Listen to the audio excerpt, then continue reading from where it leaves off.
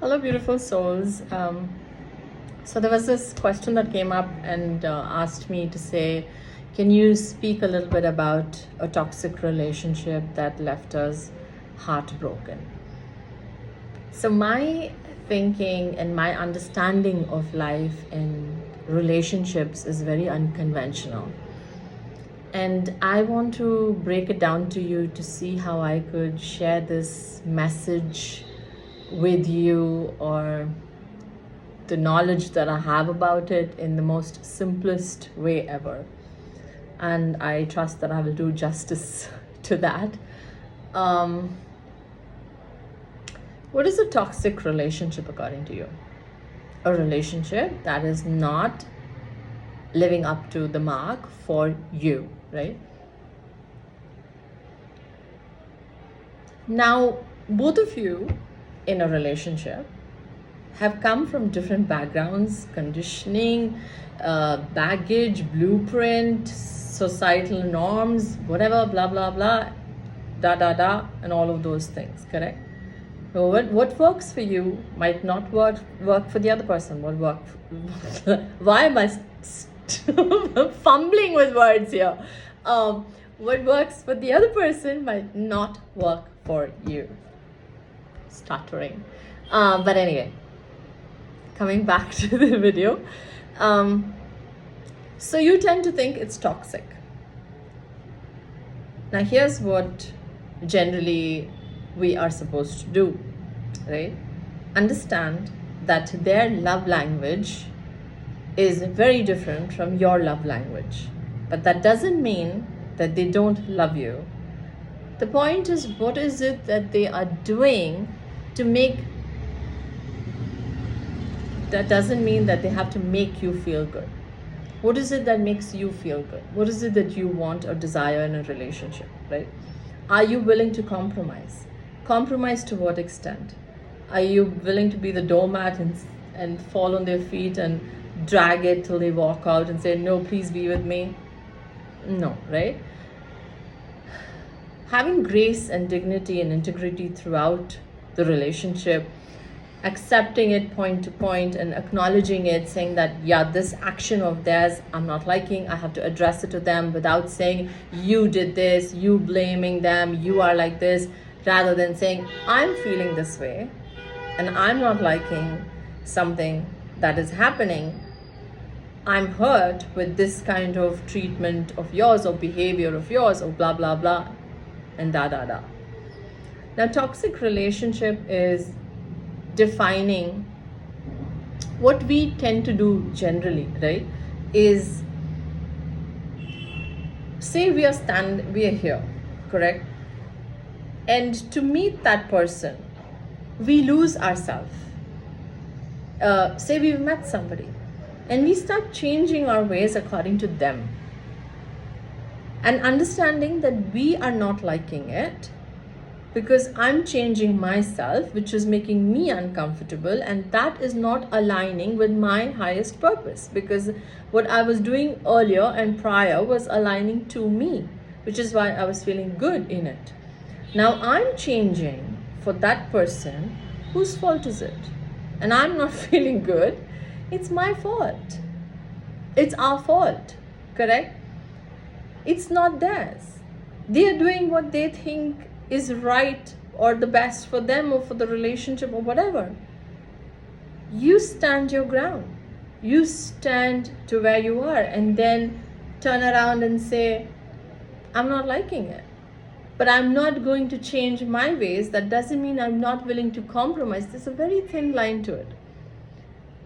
I'm willing to meet you, not halfway, full way. I'm bringing everything to the table.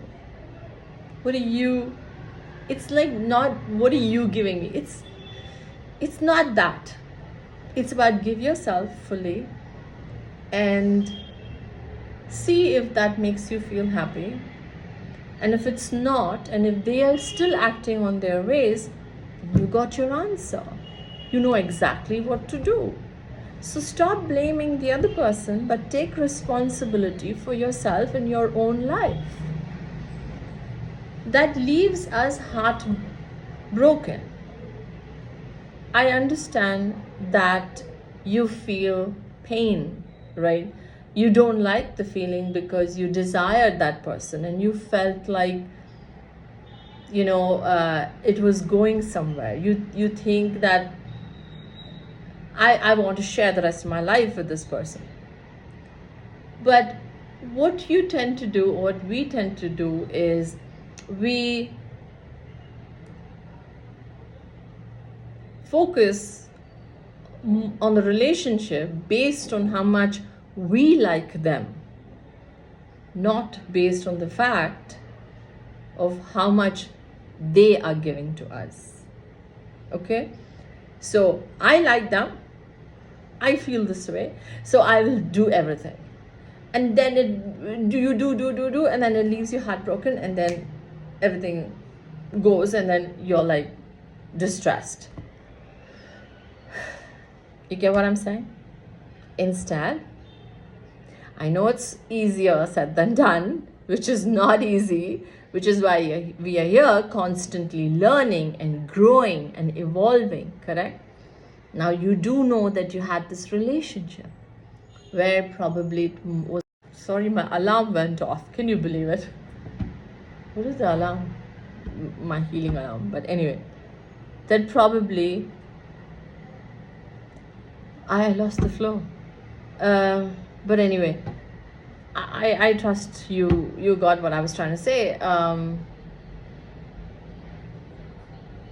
Say this relationship wasn't the best and you wanted to you wanted to leave, right? And you come to an analytical way where you feel like you're understanding that, am I really content? Is it helping me in my life, or is it destroying my emotions than what it already was? Because you don't want somebody to come and disturb your mind. You want somebody to come and make, not to make you happy, but the point is at least not shatter what you've already built for yourself, right? So you definitely need to, we all have to, not need, but have to work in relationships. If you want to build a companion ship with somebody, and you have to understand and empathize, and it has to work both ways, understanding that that person also is coming from a whole lot of different background and a different situation in life, and be empathetic and compassionate towards it as much as you can without losing yourself in it, right?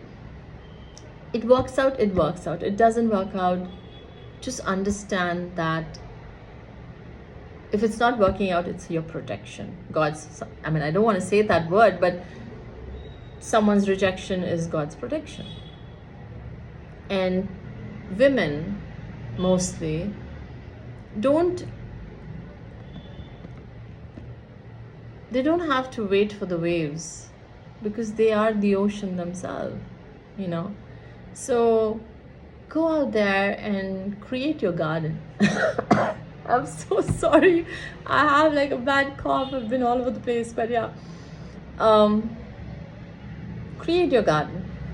Stop chasing the butterflies, chasing cats, and they'll come to you. Anyway, you attract, you magnetize, because understand that I don't chase, tell yourself, because I am the catch. So it's okay to initiate something, it's okay to ask them for something, it's okay for all of that, but understand that don't take anything that they do personally, because they are not doing it deliberately to do something to you. That's who they are, so we should stop taking it personally and say it has nothing to do with me, because those are their actions, and that's how they have learned of to behave or whatever in any manner without being judgmental about them. Let them be. And they have their own journey. You let them go about doing their stuff, you go about doing your stuff, and somebody who has to align on your path and who matches your frequencies and says like, oh, there's a mirror effect, basically there's somebody who thinks identical to you, will come along. Otherwise, just be happy by yourself. Stop looking and seeking and externally and say, oh, okay, I'm waiting, because that waiting period becomes the lack mentality, where the universal law is like you're moving it away from you already. So just be vibrant, just be love, understand yourself that I am love myself and I am loved. And of course, forget one person romantically. The world loves you. I love you.